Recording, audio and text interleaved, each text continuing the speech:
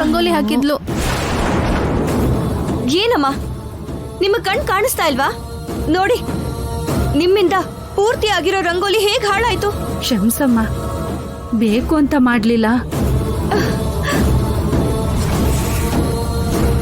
ಅಯ್ಯೋ, ತುಂಬಾ ಕಷ್ಟಪಟ್ಟು ಹಾಕಿದ ರಂಗೋಲಿ ನಾವು ನೋಡೋ ಮುಂಚೆನೆ ಹಾಳಾಗೋಯ್ತು. ಅಮ್ಮ ಪುಣ್ಯ, ನೀನ್ ರಂಗೋಲಿನ ಪರಿಗಣಿಸಕ್ಕಾಗಲ್ಲಮ್ಮ. ಅದ್ ಹಾಗಲ್ಲ ಅಪ್ಪ, ಎಷ್ಟು ಕಷ್ಟಪಟ್ಟಿಟ್ಟಿದ್ ರಂಗೋಲಿ ಯಾರೋ ಮಾಡಿದ ತಪ್ಪಿಗೆ ಹಾಳಾಗೋಯ್ತು. ನನ್ಗೆ ಇವ್ರಿಗೆಲ್ಲ ಕೊಟ್ಟಿರೋದ್ರಲ್ಲಿ ಅರ್ಧ ಸಮಯ ಕೊಡಿ ಸಾಕು, ಮತ್ತೆ ಹಾಕ್ಬಿಡ್ತೀನಿ. ಅದಾಗಲ್ಲಮ್ಮ.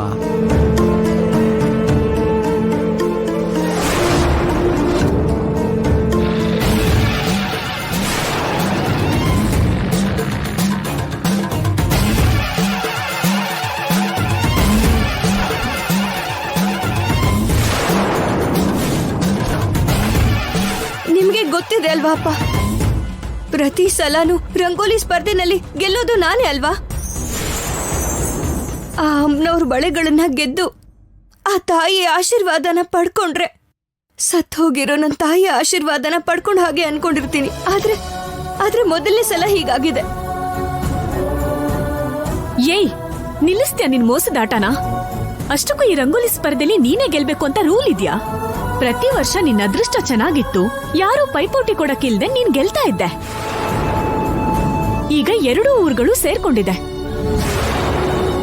ಏನೇ ನೀನು, ಈ ಊರಿಗೆ ನೀನ್ ರಾಣಿ ಅನ್ನೋ ಥರ ಮತ್ತೆ ರಂಗೋಲಿ ಹಾಕ್ತೀನಿ ಅಂತಿದ್ಯಲ್ಲ? ಪರ್ಣಿಕಾ, ಅವಳೇನು ಬೇಕು ಅಂತ ಮಾಡಿಲ್ಲ ಅಲ್ವಾ? ರಂಗೋಲಿ ಹಾಳಾಯ್ತು, ಅದ್ರಲ್ಲಿ ಅವಳು ತಪ್ಪೇನಿದೆ? ಅದೇನ್ ಭಾವ ನೀನ್ ಹಾಗಂತಿದ್ಯಲ್ಲ? ಸ್ಪರ್ಧೆ ಅಂದ್ರೆ ಸ್ಪರ್ಧೆ ಅಷ್ಟೇ. ಯಾರ್ ರಂಗೋಲಿ ಚೆನ್ನಾಗಿದ್ಯೋ ಅವ್ರಿಗೆ ಅಮ್ಮವ್ರ ಬಳೆಗಳು ಸೇರ್ಬೇಕು. ನನಗ್ ಸಿಗ್ಬೇಕು ಅಂತ ನಾನೇನ್ ಮಾತಾಡ್ತಿಲ್ವಲ್ಲ? ಹೌದು, ಪರ್ಣಿಕಾ ಅಂತಿರೋದೇ ಕರೆಕ್ಟು. ಯಾರ್ ರಂಗೋಲಿ ಚೆನ್ನಾಗಿದ್ಯೋ ಅವ್ರಿಗೆ ಅಮ್ಮನವ್ರ ಬಳೆಗಳು. ಮತ್ತೊಮ್ಮೆ ಪುಣ್ಯ ರಂಗೋಲಿ ಹಾಕಕ್ಕೆ ನಾವ್ಯಾರು ಒಪ್ಕೊಳ್ಳಲ್ಲ.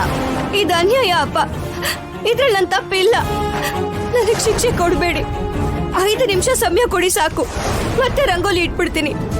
ನಿಮ್ಮ ಕೈ ಮುಗಿತೀನಪ್ಪ. ಚೌಡಮ್ಮನ್ ಬಳೆಗಳು, ಆ ತಾಯಿ ಸೀರೆ ಎಲ್ಲಾನು ಅನಿರುದ್ಧ ಕೈಗಳಿಂದ ನಾನೇ ತಗೋಬೇಕು. ಏಯ್, ನಿಲ್ಸೆ ನಿನ್ ನಾಟಕನ.